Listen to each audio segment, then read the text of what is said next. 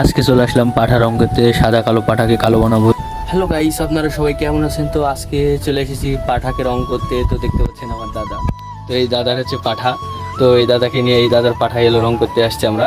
তো এটা আমাদের ক্যামেরাম্যান, এটা হচ্ছে আমার সহকারী ক্যামেরাম্যান। তো গাইস দেখতে পাচ্ছেন আমাদের ভিডিওটা আপনারা সম্পূর্ণ দেখতে থাকুন। এটা হচ্ছে সেই পাঠা, দেখতে পাচ্ছেন।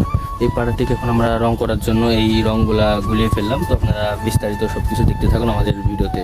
সর্বপ্রথমে চলে এলাম কসমেটিকের দোকানে। দোকানদারকে এসে বলি যে আমাকে 5 প্যাকেট রং দিন। দোকানদার আমার জন্য 5 প্যাকেট রং ছেড়ে নিল। নেওয়ার পরে আমার হাতে ধরিয়ে দিল। হাতে দেওয়ার পরে আমি টাকা দিলাম দোকানদারকে। টাকাটুকি ব্যাগ নিয়ে আমি চলে আসলাম পাঠালার বাড়িতে। পাঠালার বাড়িতে এসে একটা বাটি নিয়ে নিলাম আর একটা হাতে ব্রাশ নিয়ে নিলাম। নিয়ে সব রঙগুলা এই বাটির মধ্যে ঢালছি। ঢেলি আস্তে আস্তে সুন্দর করে সব রঙই ঢালনো। ঢালার পরে আমি তখন এই বদনার মধ্যে পানি ছিল, ওই বদনার ওই পানিটা দিয়ে আমি ওর মধ্যে ঢাল দিন। বদনার পানিটা ঢাইলাম। এই ঘুরতে রঙিন আস্তে আস্তে কালার হয়ে যাচ্ছে। আস্তে আস্তে সব রঙিন পানির সাথে মিশে গেল। মিশে যাওয়ার পরে এখন আমি পাঠাকে রং করা শুরু করলো। আর পাঠার মাহাজন তাই হলো পাঠাক ধরে আছে আর আমি পাঠাতে রং করছি। রং করতে আমার ক্যামেরাম্যানেরা ভিডিও করছে চারিদিক দিয়ে ঘুরতে। তো দেখতে পাচ্ছেন গাইস, এই লোকটাকে ঠকানো হয়েছিল যখন এই পাঠাটা কিনে। তখন 3 মাস বয়স ছিল। 3 মাস বয়সে গোটা পাঠা কালো ছিল, কিন্তু কিনিলে আনার কয়েকদিন পর দেখছে যে মাঝখান দিয়ে একটা কাটা ফোড়ার বার আছে। তো এই লোকটা যে গরিব মানুষ, কি করে খাবে? এতদিন ধরে পাঠা পোষার পরেও দেখছে যে এই অবস্থা। তোর লেগে আবার রং টং করে রং পাঠাটা বেচবে, নাহলে পাঠার দাম এসছে না। তো যদি ভিডিওটি ভালো লাগে অবশ্যই পেজটিকে ফলো করে দেবেন। দেখতে পাচ্ছেন রং টং করা হয়ে গেল।